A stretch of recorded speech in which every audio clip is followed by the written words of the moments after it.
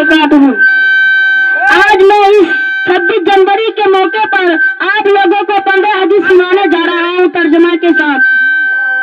حدیث نمبر 1، نوم الصبح یمنع الرزق، صبح کے وقت کا سونا رزق کو روکتا ہے۔ حدیث نمبر 2، السلام قبل الکلام، بات کرنے سے پہلے سلام کرو۔ حدیث نمبر 3، الطہور سطر الایمان، پاکی آدھا ایمان ہے۔ حدیث نمبر 4، الوضوء مفتاح الصلاۃ، وضو نماز کی کنجی ہے۔ حدیث نمبر 5، الصلاۃ عماد الدین، نماز دین کا سکون ہے۔ حدیث نمبر 6، الدعاء مخ العبادہ، دعا عبادت کا مغز ہے۔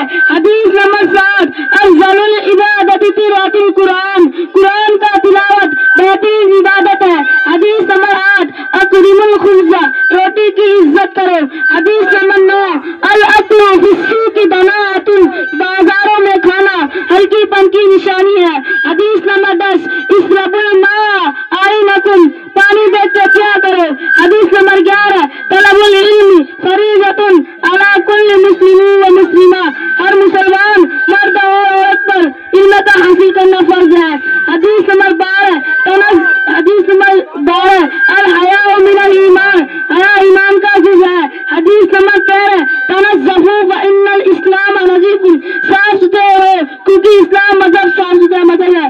حدیث نمبر 14، الجنت تحت اقدام الامہات، ماں کی قدموں کے نیچے جنت ہے۔ حدیث نمبر 15، الوالد اوسط ابواب الجنہ، باپ جنت کے دروازے میں بھی